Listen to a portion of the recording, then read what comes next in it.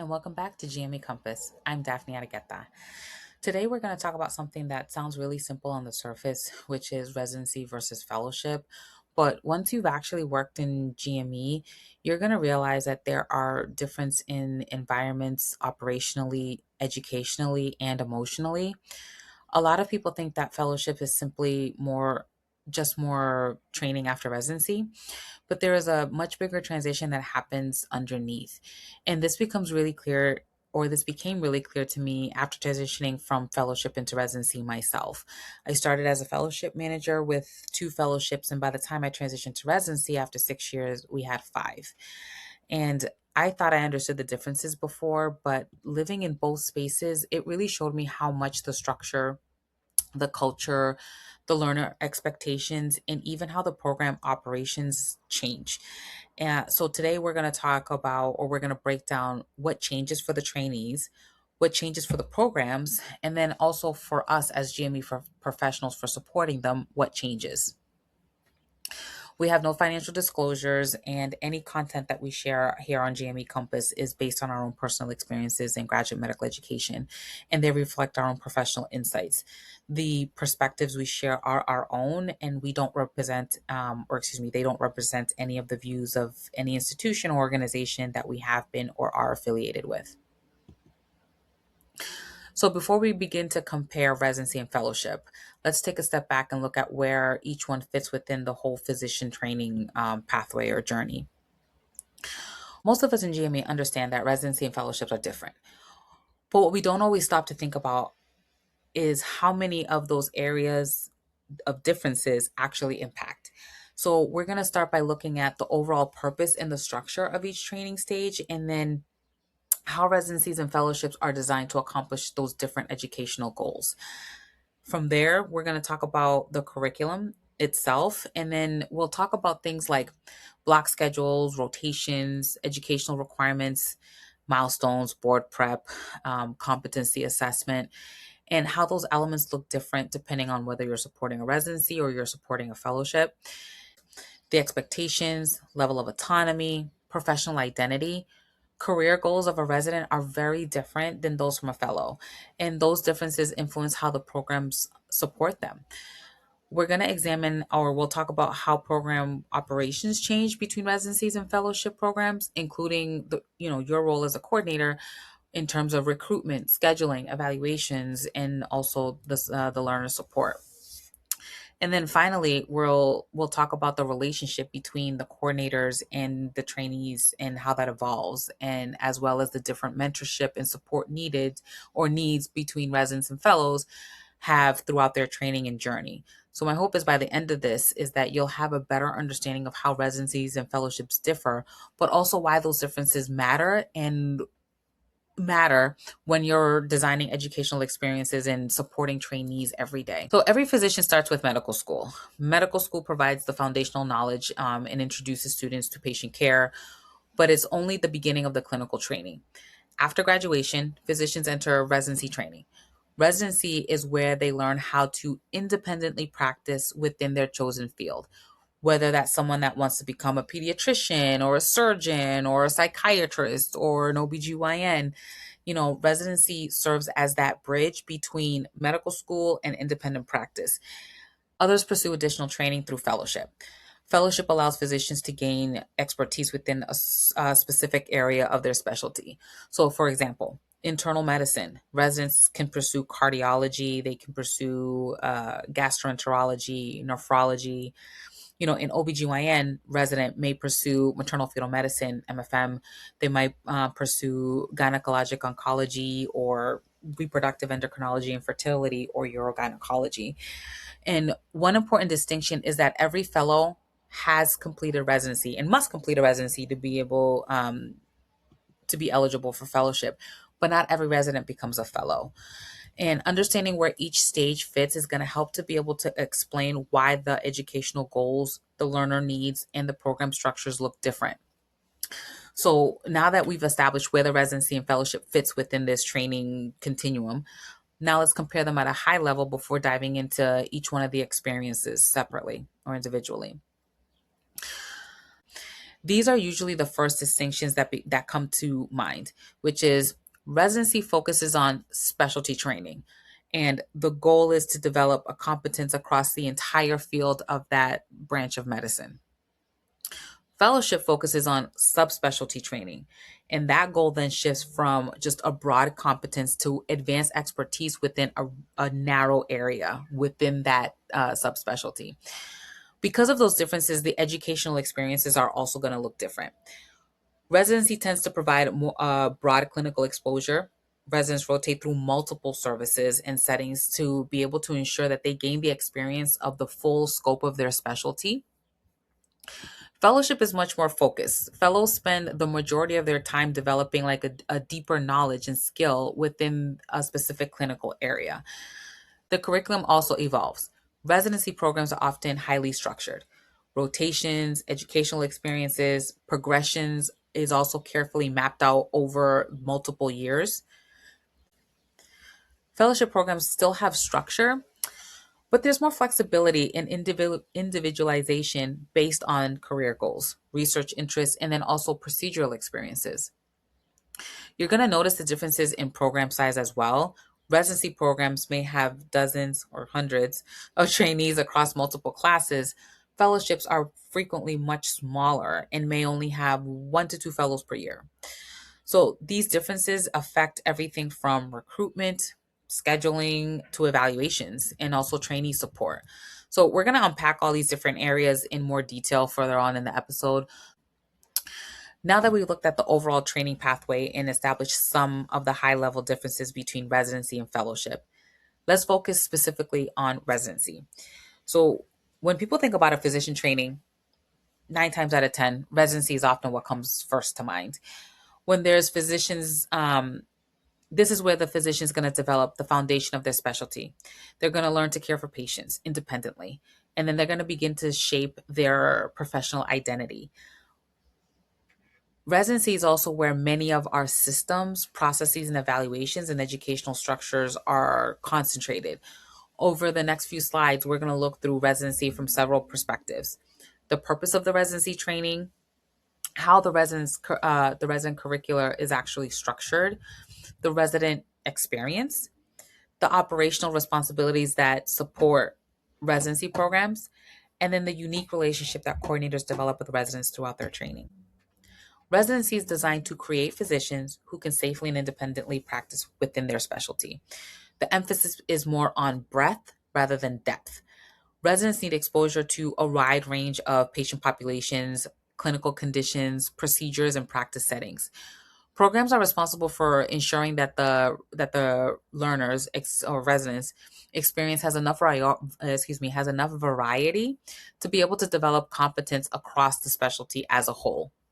This is why resident curriculum often include multiple required rotations and educational experiences.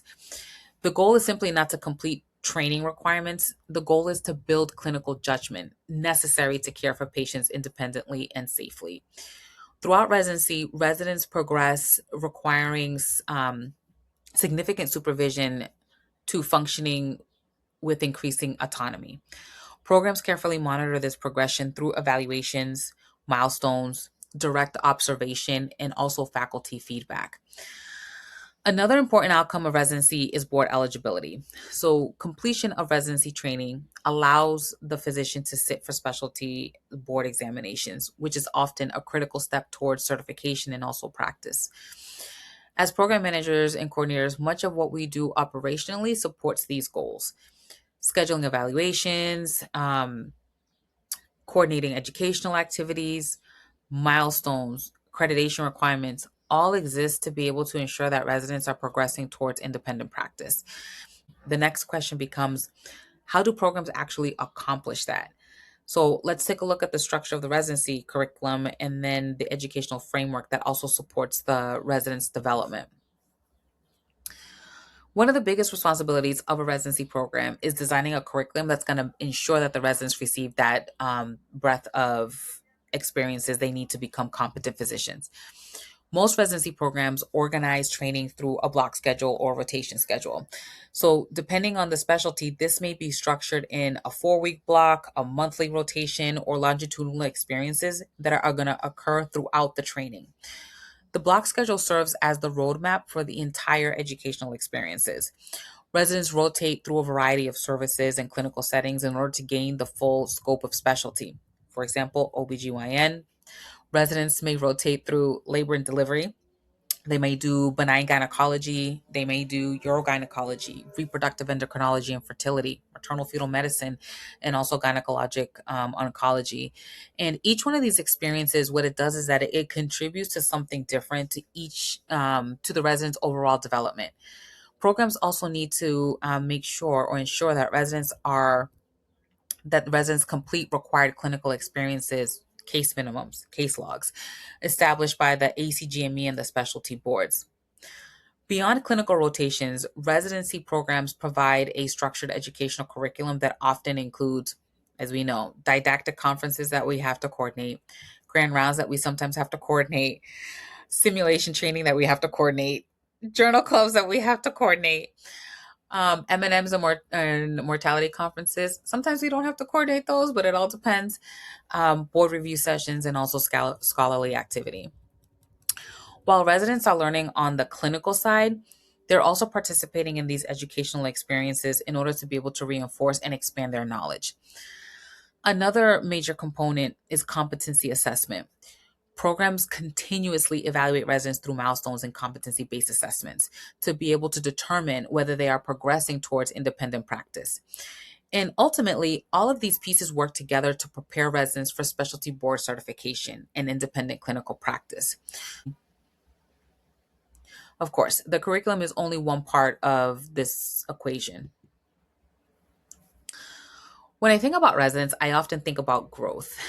Residency is a period of tremendous professional development. Many residents enter training having completed medical school, but still trying to figure out what kind of physician they want to become. They're developing their clinical judgment. They're learning how to communicate with patients and families. They're learning how to function within a healthcare team. They're learning how to manage increasing responsibilities, levels of responsibilities. And one of the most important concepts in residency progression is autonomy. Residents aren't expected to function independently on day one. Instead, programs gradually increase responsibility as learners demonstrate competence. A PGY1 resident is going to look very different in terms of confidence, leadership, and decision making than a PGY4. And that's exactly what residency is designed to do. It's designed to help the resident grow into independent physicians. Residents are also navigating significant personal and professional transitions. Many are relocating, working long hours, balancing family responsibilities. They're preparing for board exams, and then they're also managing the emotional challenges that comes with caring with patients, which I think is undervalued. As coordinators, understanding where these residents are in the developmental process is going to help us better support them. And while residents are experiencing a lot of this growth, there's an entire operational infrastructure that is working behind the scenes in order to help support their education.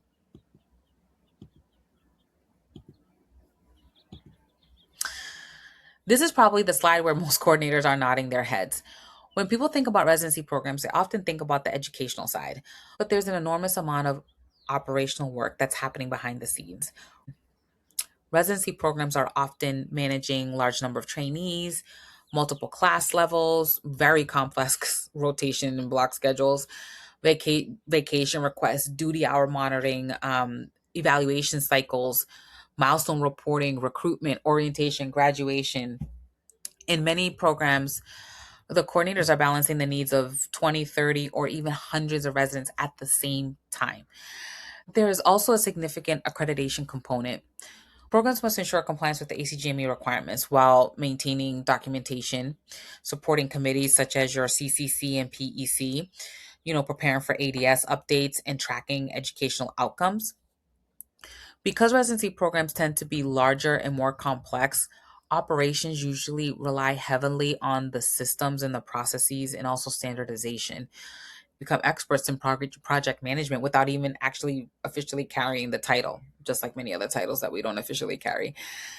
And while often we talk about the schedules and accreditation, one of the most important aspects of residency administration is the relationship the coordinator builds with residents themselves. Um, but specifically for residency, because the residency programs are so large and the residents are still developing professionally, coordinators often become that central source of support.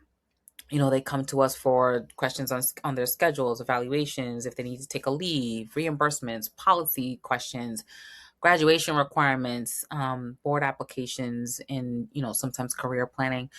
But they also come to us for difficult moments. Many of us have served as trusted listeners, advocates, and problem solvers throughout a resident's training journey.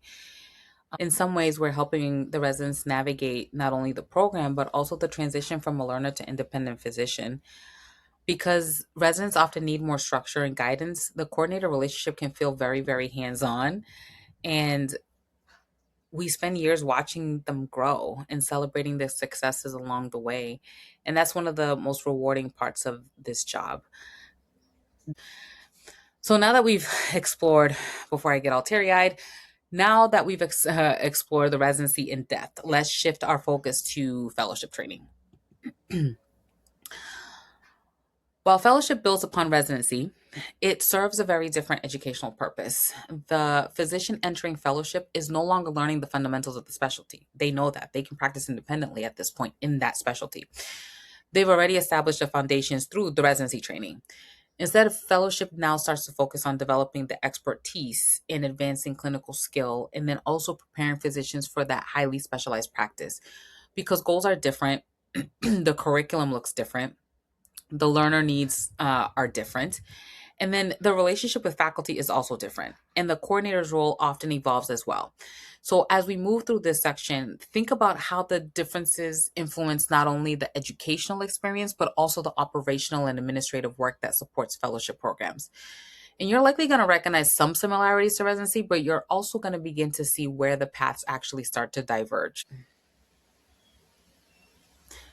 So again, by the time the physician enters fellowship, they've already completed the residency training and established competence in that specialty. The educational mission now changes. Instead of building a foundation, fellowship focuses on expanding an expertise. We're going to take internal medicine as an example. A resident spends 3 years developing broad competency across the specialty of internal medicine. A fellow entering cardiology, gastroenterology, nephrology is now focusing on that specific area of medicine and then developing a much deeper level of knowledge and skill. The expectation is no longer simply understanding the specialty. The expectation is becoming an expert within a defined area of practice. The shift influences everything: curricular design, faculty interactions, learner expectations, evaluations, career planning. Fellowship also places increased emphasis on scholarship, um, leadership development, research, preparation for future career opportunities, simultaneously thinking about board certification, academic careers, research interests, faculty appointments, and then private practice opportunities. One of the biggest differences between residency and fellowship is how the curriculum is structured. Residency curricula are often designed around breadth. Fellowship curricula is designed around depth. Instead of trying to expose a fellow to everything, the goal now is to help them master a specific area of practice, like within that subspecialty that they want to become an expert in. While fellows continue participate in patient care, the focus becomes more specialized. Educational experiences often include advanced clinical rotations. They'll do specialty clinics, specialized procedures. They do a lot more research and scholarly projects. They present at conferences, and they also have leadership opportunities. Another distinction is flexibility. Many fellowship programs have a great ability to be able to individualize learning experiences based on the fellow's career goals. So, for example, one fellow may be interested in academic medicine and research, while the other may be preparing for private practice. So, programs often tailor the opportunities to support these goals. Procedural competence also becomes increasingly important in many fellowships. Rather than simply gaining exposure, fellows are not expected to develop a mastery in independently and proficiently in advanced procedures specific to their subspecialty. And as residency prepares trainees for specialty board certification, fellowship prepares physicians for subspecialty board certification and independent specialty practice. The curriculum may look different, but the learners themselves are also in a very different place professionally. So now let's talk about the fellow experience. The differences between resident and fellows is where they are in their professional development journey. Residents are still building their identity as physicians. Fellows have already established that foundation. Many fellows enter training with a strong sense of who they are clinically and where they want their careers to go. As a result, their focus often shifts towards expertise development, networking, research, job placement, mentorship. Um, and fellows frequently serve as teachers as well and mentors themselves. They often supervise residents, they teach medical students, they participate in faculty educational activities, and they also serve as clinical leaders like within teams. So, and the question that they're asking also changes. Residents often ask, am I doing this correctly? Versus fellows are most likely to ask, how do I become exceptional at this or an expert at this? These conversations become less and less about surviving the training and more about shaping a career. The differences in learner development naturally influence how fellowship programs operate and how coordinators support fellows throughout training. Although fellowship programs are smaller, that doesn't necessarily mean that they're easier to manage. In fact, many coordinators discover that fellowship administration comes with a different kinds of complexity. S- Um, and many program coordinators are also managing multiple fellowships. Smaller programs often require greater customization.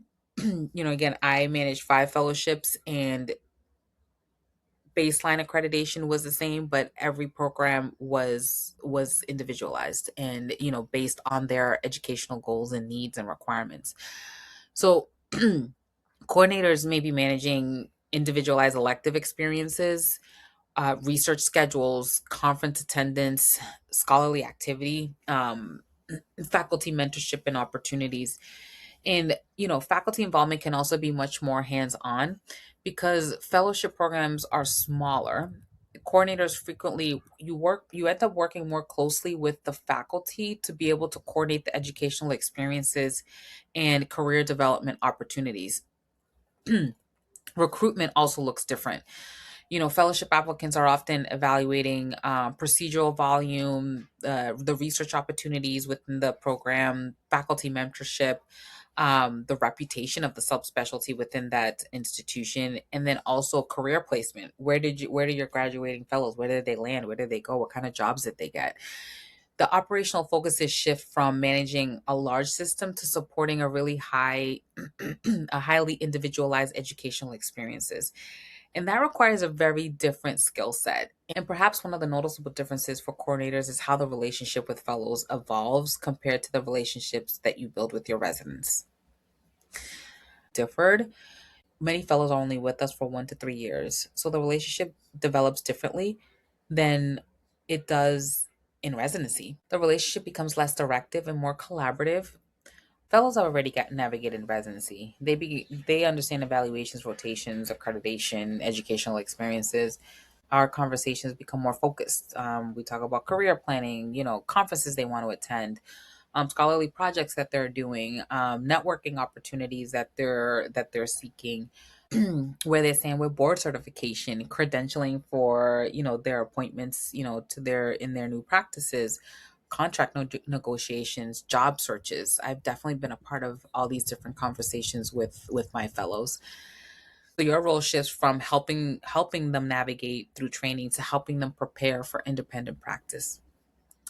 We still provide support and advocacy, but the relationship often feels more like a professional partnership. And that's one of the clearest examples of how the residents and fellows needs evolve throughout GME. So what actually changes? During residency, the goal is competence. Programs are focused on ensuring residents can safely and independently practice within their specialty. During fellowship, the goal shifts towards expertise. The fellows already have a foundation. Now they're just refining advanced skill and developing a deeper understanding of a specific area of medicine. Residents often rely heavily on program structure.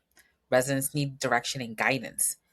Fellows are expected to take much greater ownership of their learning.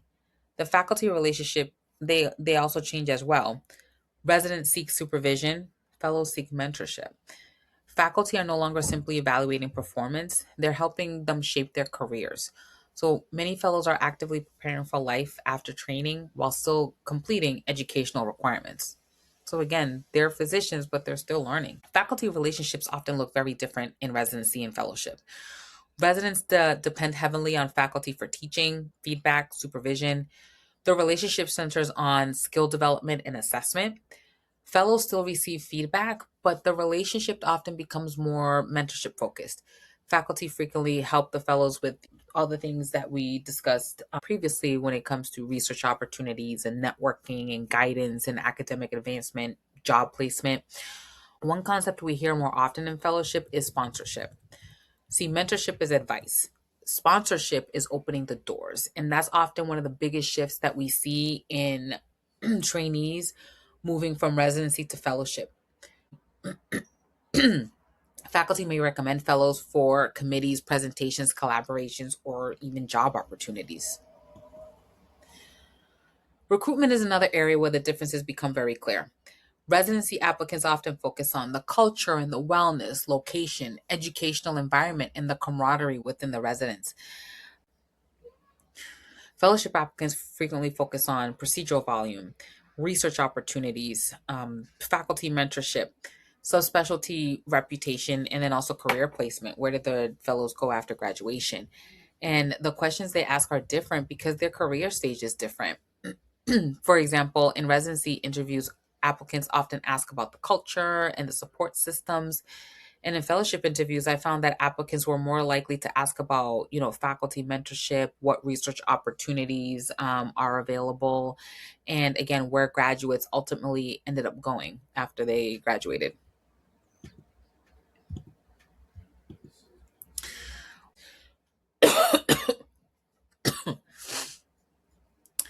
When I transitioned from fellowship to residency, I expected that there were going to be differences, but what surprised me was how many differences there actually were. Fellowship centered around individualized experiences, close faculty relationships, again, the research opportunities and the career development. Residency felt much more system focused, larger training groups, more complex, schedules, more onboarding that's required, more evaluation cycles, um, more operational infrastructure. It's not that not one is better than the other; they're just different, and they're simply designed to accomplish different goals. So working in both environments gave me a much deeper appreciation for the complexity of GME and the important role that we as coordinators play throughout the physician training. It also made me realize that there isn't one right way to support learners. Residents and fellows need different things from us, and understanding those differences is what's going to allow us to be more effective in our roles. The key takeaways from this episode that I hope you receive are: residency and fellowship are both critical stages of physician development, but they're not the same educational experience. For new coordinators entering GME, understanding whether you're supporting a residency or fellowship program is actually going to help set realistic expectations about what your learners' needs are, and then what the operational demands and the relationships that you're going to build throughout the training. Again, neither environment is better. They're just simply designed to accomplish different goals. If you've worked in both residency and fellowship, what are the differences that surprised you the most? Be sure to subscribe to the channel, follow us on social media on Instagram and LinkedIn, and let us know what topics you'd like us to cover in the future. Until next time, and thanks for joining us on GME Compass.